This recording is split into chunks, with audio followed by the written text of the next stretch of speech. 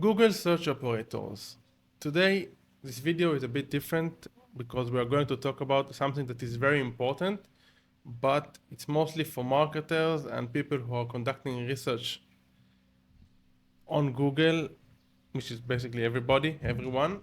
The reason why I decided to do this video is because I've been discussing with many of my clients recently, and they want to implement automations, but sometimes they are lacking fundamental resources or skills regarding how to get around in the internet. And one of the most crucial things, in my opinion, is knowing how to leverage the tools that are available for us.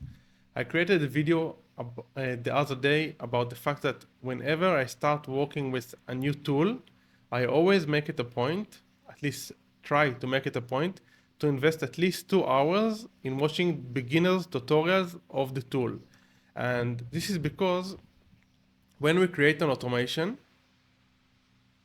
it is preferable that we use only one software for the whole automation. Ideally, we need to use as little software as possible when we automate. And sometimes, when we don't know all the capabilities of a specific software or a platform that we are using, we only leverage the abilities of that specific platform, and then we connect it with another platform in order to conduct the other parts of the automation, while in principle, like for real, we could have just used the features available in the specific platform, but we were just not aware of them. So an example would be, let's say we would like to create a LinkedIn automation. Let's open LinkedIn. And we don't know that we can use search operands in LinkedIn. So instead of, let's say we want to look for CEOs in Tel Aviv. So CEO, what some people would do, they would look for CEO people. And now they will look in the filters and see, like for example, Israel. But there is an alternative, which if you're not aware of, you didn't know of, and then you can maybe look for a different tool to enrich your data. But what you can do is use the search operand CEO and Tel Aviv. And this will return all the CEOs that have Tel Aviv in their profile. So you can see here 1200 results, and here we have way more results because these are all the CEOs. And here we looked only for CEOs in Tel Aviv. Anyway, so the fact is, you must try, at least this is my suggestion, try to learn all the capabilities of any software that you're using. And today I want to cover the capabilities of Google Search, because everyone is using Google Search, but it is very likely that you are not leveraging all the capabilities that are available in Google Search. So Google Search operators are ways to refine your search. So for example, let's open Google. Let's say we want to look for Elon Musk, so we can write Elon Musk. But if we want to look only for Elon Musk, specifically for a specific string, we can just add the quotation marks. Now, let's say we want to order pizza or burger, so we can just add the or operand. If we want to look for pizza and beer, so we can add the and beer, and this will return different results. It will return, in this case, we will get results that contain both pizza and beer, and in this case, we will get all the results related to pizza or burger. Now, if we would like to search for something and exclude a specific word, we can do pizza minus cheese. So for example, let's look for CEO and autogen. So we can look for CEO and any mentioning of autogen. So we found this guy, which is probably not the autogen that I'm talking about, which is the autogen by the Microsoft team. But this refined our search. You see, so we can also add another layer, CEO and Autogen and Tel Aviv. Don't know if you'll find anything. Okay, so we found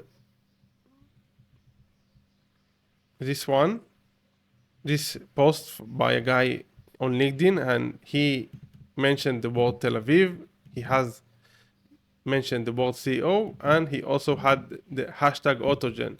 So you can add many layers to your search, and this way you can refine your search. I'll show you another example in a moment. Now, you can, as you see here, so you can group multiple search. Now, you can also define specific words. This is not so crucial because usually Google is going to define, like, give us the definition anyway. We can look for specific file types, and this is specifically powerful if you would like to look for Excels. So let's say I want to find a checklist. Let's copy this.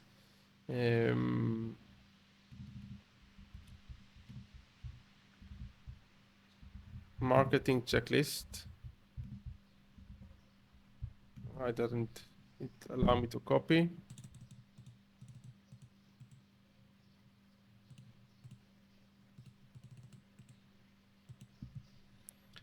Marketing file type CSV. We can look for marketing checklist, and it returns all the CSV related. Let's do like this. Didn't find anything. So marketing file type.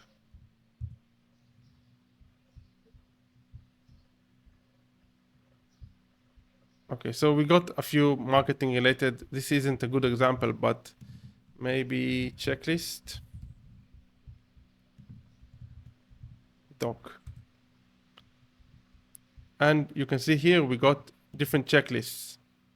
This already download sample checklist. Let's try SEO checklist. And we got the SEO checklist. AppSumo are using it for paid. But let's check out this example, download it. And you can see it already downloaded the doc. So this is it's very cool because back in the days I used to look for Excel files, checklists, specifically in Google Drive that were available for the public. This is very powerful. You can also look for specific stuff in specific sites. So you add site and then the name of the site, and this is very good for B2B prospecting. Let's say we are doing site linkedin.com, and then we can write CEO and Tel Aviv. So in this case, instead of using LinkedIn search, we can use this the Google search to get LinkedIn results, and we can, if we want to scrape these results, we can also scrape them using the instant data scraper. So look at this, how fast I got results of LinkedIn CEOs that are based in Tel Aviv. I can just scrape all of them very easily, and this is very, very powerful. Okay, let's move on to the next thing is related. So if we are looking for competitors, for example, let's say my website is ecomxf.com. What I can do is copy this,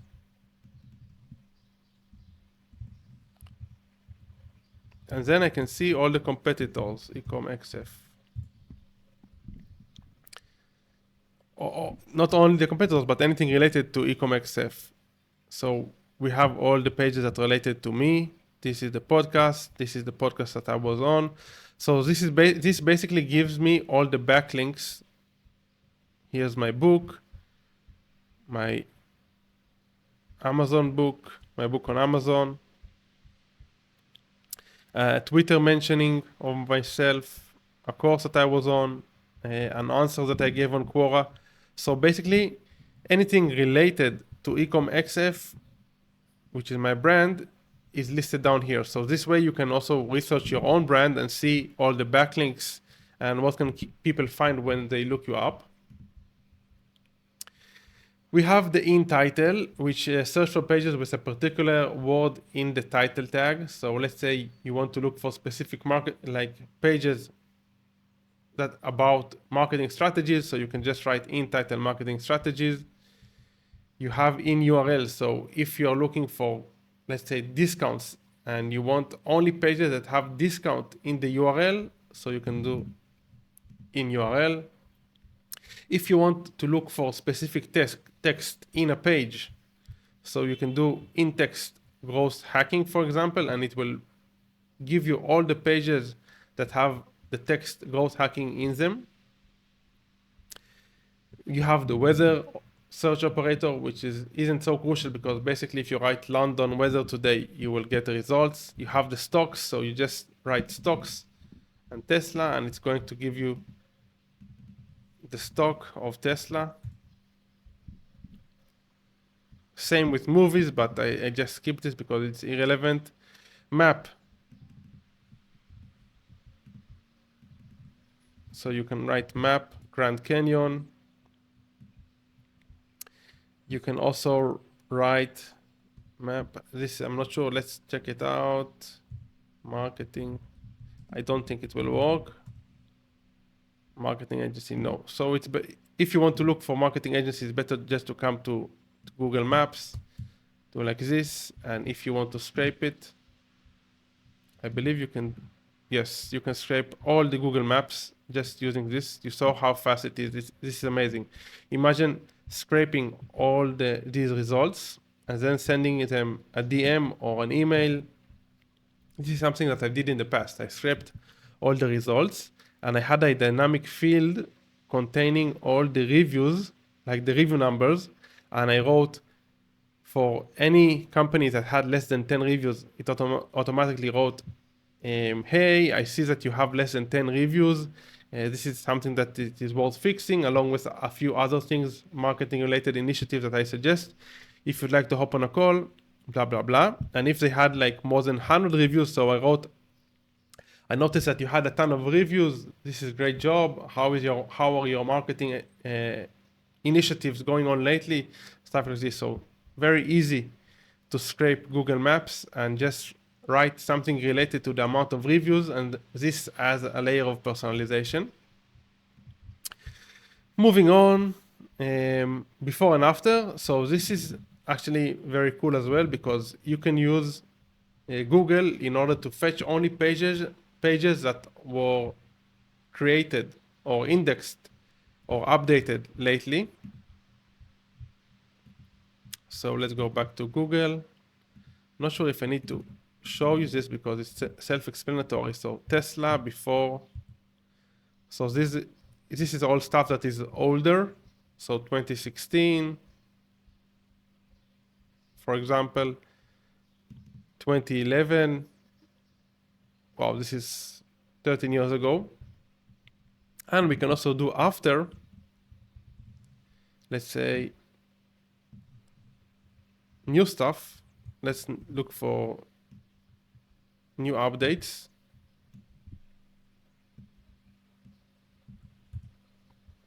And you see here only new stuff. And this can be powerful if you want to look for, let's say you want to look for specific keywords, companies who just raised money because you want to reach out to their team and offer your services. So you can do that as well. So let's say seed.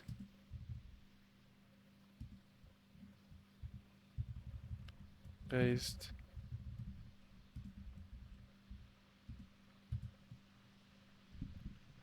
Okay, you see here, raised seed after, and this basically spits out all the companies that raised seed.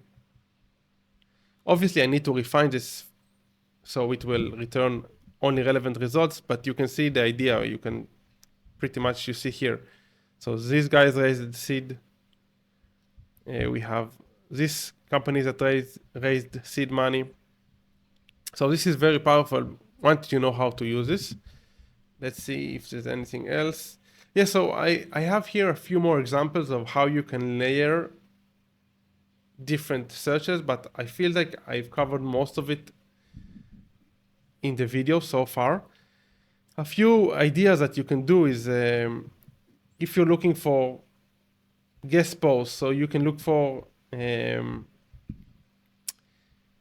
by if you have like in URL author John Doe. Let's say you want to find all the websites that already have guest posts. So you can use this type of search, adding, let's say you have a competitor, Yaron Bin, so you can find all the guest posts that I, in this case, created on other websites. Then you can reach out to all of these websites and offer them to write a guest post.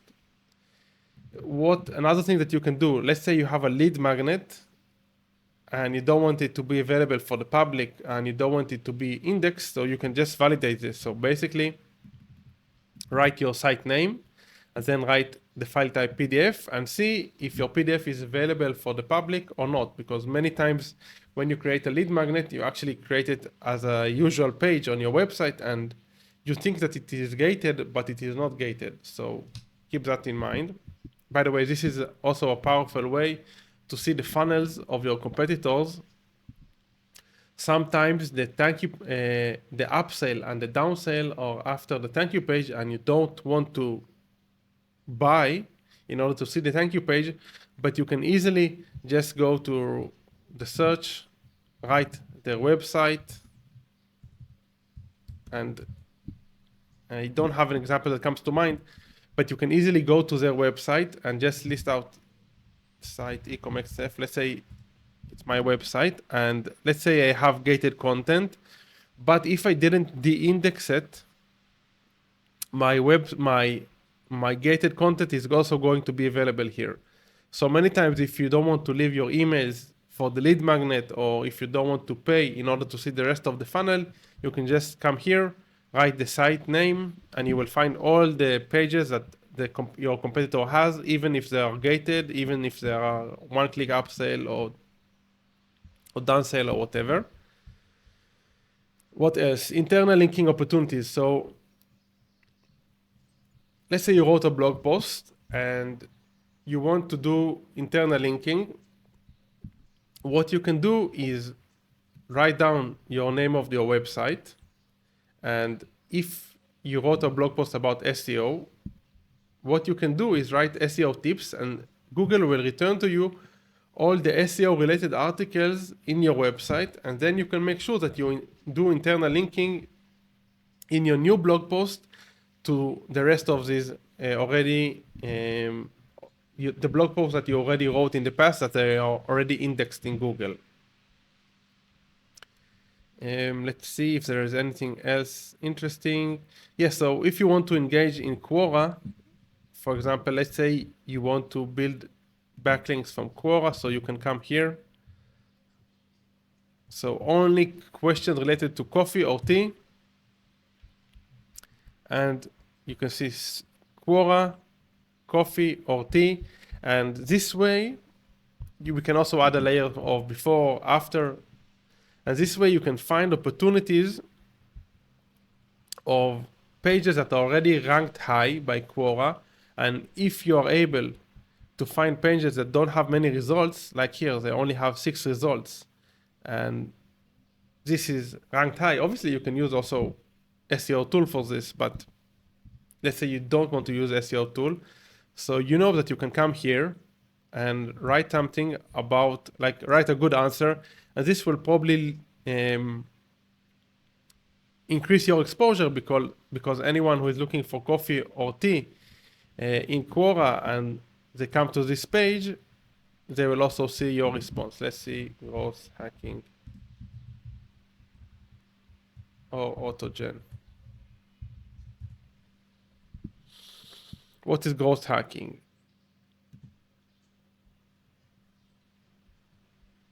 So let's see. Okay, so this guy, he got already almost 400 upvotes, and is probably getting a decent amount of traffic from Quora. But this is 11 years ago. Wow, crazy. Anyway, you get the idea. Let's see if there's anything else that I want to cover. No, that's it. A short video about using search operators and the fact that very often we have a lot of capabilities in the tools that we are using on a daily basis that we are not even aware of. So I highly recommend for any one of you learning a new tool to do like one beginner's tutorial and one advanced tutorial. Just find them on YouTube in order to understand all the capabilities that the specific tool offers, because very often we can use the same tool for creating big chunks of our automation, and we don't need to start connecting and combining many tools in order to get our workflows up and running. That's it, guys. If you have any questions, leave them in the comment section below. If you enjoyed this type of content, please let me know. I'm curious to hear if this is valuable for you, or because I have an assumption that most of the people who are watching my channel so far are more AI related and not necessarily are interested in marketing related initiatives or marketing related automations.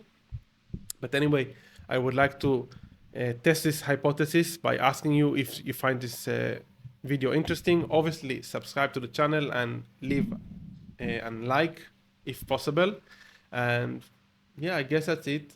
Leave a comment with your criticism, feedback, ideas for more videos. And until next time, keep on automating.